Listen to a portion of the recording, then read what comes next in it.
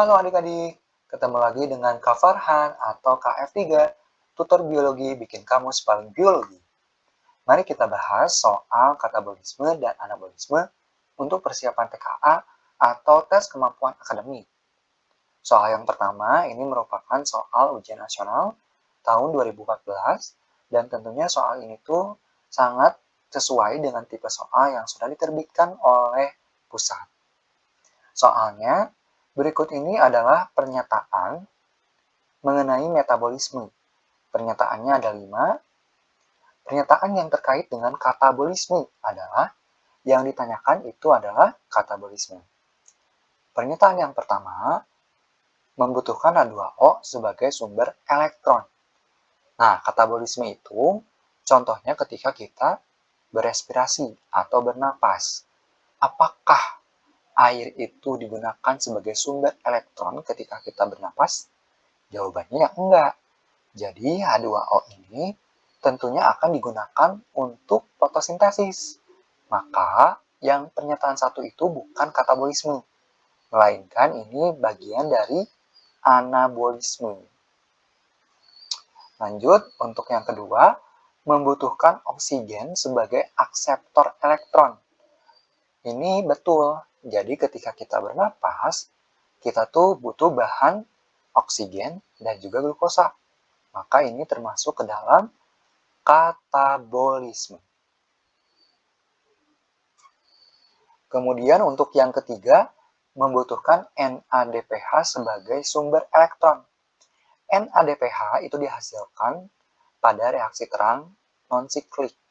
Nah, nanti itu NADPH akan digunakan untuk membentuk produk glukosa ketika di reaksi gelap.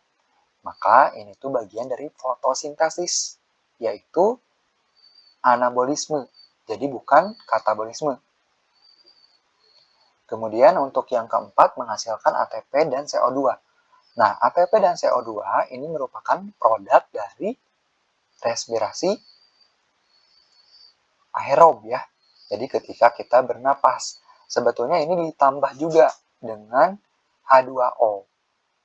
Jadi ini termasuk katabolisme. Kemudian yang kelima, mengubah energi cahaya menjadi energi kimia. Coba kalian bayangkan, emang kita ketika bernapas tuh butuh cahaya?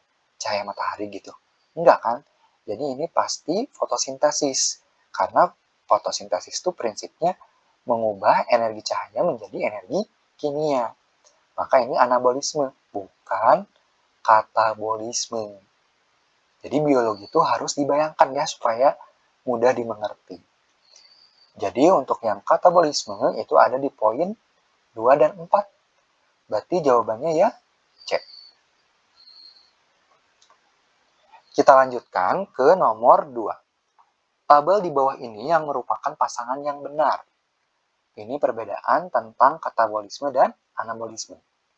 Yang A, tujuannya.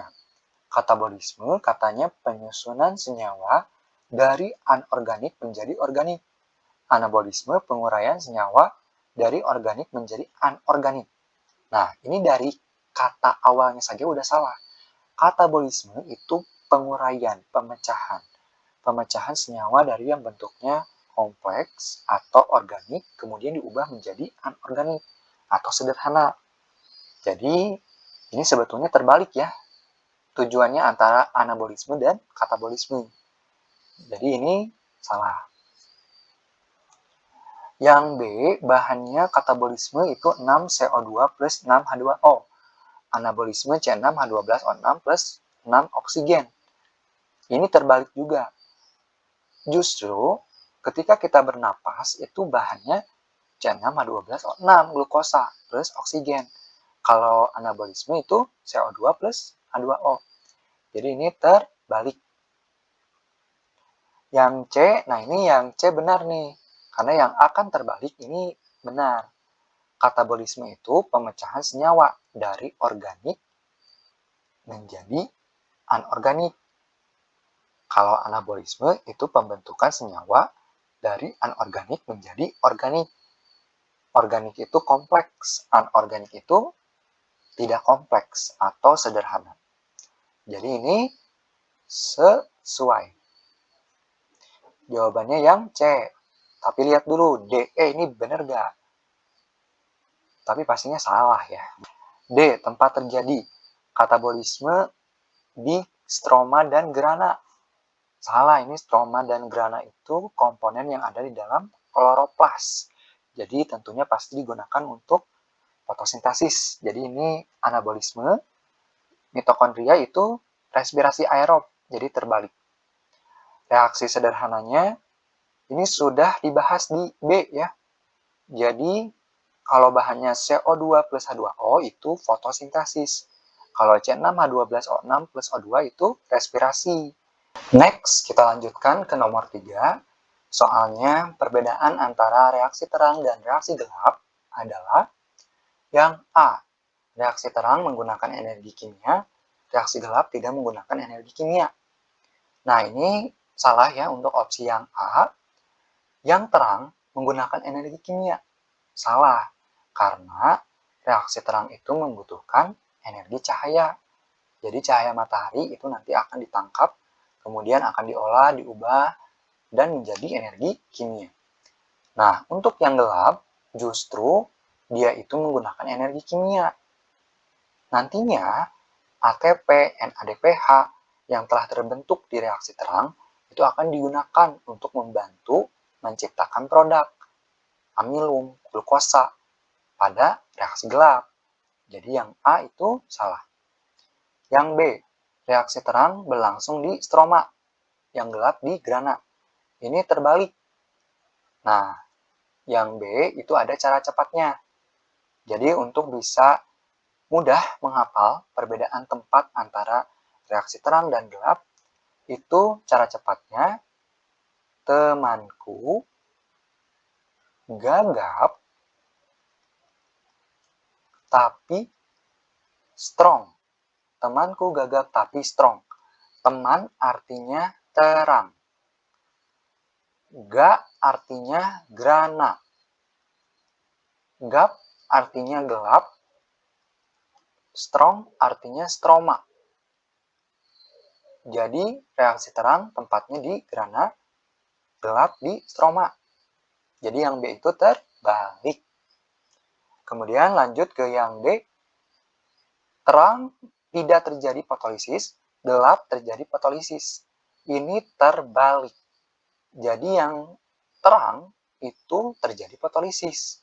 Ketika foton atau energi cahaya ditangkap oleh fotosistem 2, kemudian fotosistem 2 itu tidak stabil keadaan elektronnya, maka fotosistem kedua itu wajib menstabilkan keadaan elektronnya dengan melakukan fotolisis atau penguraian air.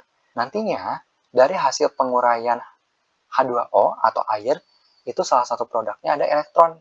Jadi fotosistem 2 tetap stabil keadaan elektronnya. Nah, yang gelap itu tidak terjadi fotolisis ya. Jadi ini terbalik. Kemudian yang E, melalui siklus Calvin yang terang. Gelap itu siklus fotofosforilasi. Ini terbalik. Jadi gelap itu siklus Calvin atau Calvin-Benson ya. Kalau terang itu fotofosforilasi. Foton berarti menggunakan cahaya. Yang C ini jawabannya. Terang itu produknya ATP, NADPH2, dan oksigen. Gelap itu karbohidrat ya. Karbohidrat, amilum, glukosa sama saja. Jadi yang C. Kita lanjutkan ke nomor 4. Nomor 4 ini merupakan soal SNBT tahun 2019. Soalnya, hal yang membedakan antara proses fotosintesis tumbuhan C4 dan CAM adalah pernyataan 1, siklus Calvin pada tumbuhan C4 terjadi di sel seludang berkas pembuluh. Pernyataan 1 ini benar. Jadi, siklus Calvin atau pengikatan CO2 oleh RUBP tumbuhan C4 itu dilakukannya di bundle seed atau berkas pembuluh. Beda dengan CAM. CAM itu untuk siklus Calvinnya dilakukan di sel mesofil. Kemudian yang kedua, adaptasi lingkungan tumbuhan C4 kategori sangat panas dan CAM kategori panas. Nah, ini terbalik. Jadi yang CAM itu harusnya sangat panas, Sedangkan untuk yang kategori panas itu tumbuhan C4. Kemudian yang ketiga, tumbuhan CAM memfiksasi CO2 dan melakukan siklus Calvin dalam waktu berbeda. Ini benar. Jadi CAM itu tumbuhan yang paling unik dibanding C4 dan C3. Karena ketika fiksasi CO2 oleh PEP itu dilakukannya di malam hari. Nah, kemudian CO2 diikat oleh RUBP itu dilakukannya di siang hari. Jadi tumbuhan CAM ketika siang hari, stomatanya tuh akan tertutup, kemudian ketika malam hari, stomatanya akan terbuka. Nah, kenapa ini bisa terjadi? Karena ketika siang hari, karena dia tinggalnya di lingkungan yang sangat panas, maka untuk menghindari penguapan air, stomatanya tertutup. Ketika malam baru dia terbuka. Jadi berbeda antara CAM dan C4. Kalau C4 itu tempatnya berbeda, fiksasi CO2 oleh PEP-nya dilakukan di mesofil, kemudian siklus Calvin-nya di bundle seed. Kalau CAM itu beda waktu. Untuk fiksasi CO2 oleh PEP dilakukan di malam hari. Kemudian CO2 diikat oleh RUBP di siang hari. Next, ke nomor 4. Siklus Calvin pada tumbuhan CAM akan menghasilkan glukosa lebih banyak. Ini salah. Jadi, biasanya umumnya tuh sama banyak antara C4 dan CAM. Kalaupun beda, CAM itu tidak lebih banyak dari C4. Kemudian nomor 5, reaksi terang dan reaksi gelap berlangsung pada tempat yang sama. Salah ya. Tadi sudah dijelaskan, kalau misalnya C4, reaksi gelapnya itu di dua tempat. Sel mesofil, baru ke bundle seed. Maka jawaban yang benar itu poin 1 dan 3. Opsi yang B. Next, ke nomor 5. Ini soal SNBT tahun 2019. Soalnya, fase produksi energi pada glikolisis terjadi pada proses 1,3 bifosfoglycerat diubah menjadi 3 fosfoglycerat. Ini apakah diproduksi ketika terjadi perubahan dari sini ke sini? Jawabannya ini benar. Jadi yang ke satu itu ketika 1,3 bifosfoglycerat diubah menjadi 3 fosfoglycerat, itu terjadi produksi atau penciptaan energi. Yang kedua, glukosa menjadi glukosa 6-fosfat. Ini salah. Jadi ketika glukosa menjadi glukosa 6-fosfat, itu tuh energinya lagi digunakan, bukan diproduksi. Jadi lagi dipakai. Yang ketiga, fosfoenol piruvat menjadi piruvat. Ini betul. Jadi ketika fosfoenol piruvat diubah menjadi piruvat, itu terjadi produksi. Kemudian yang keempat, fruktosa 6-fosfat diubah menjadi fruktosa 1,6 bifosfat. Ini energinya lagi digunakan, bukan diproduksi. Jadi, jawaban yang tepat di opsi yang B, 1 dan 3. Oke, sampai sini dulu. Jangan lupa like and share ke teman-teman kamu. Dan sampai jumpa di pertemuan biologi berikutnya. Dadah!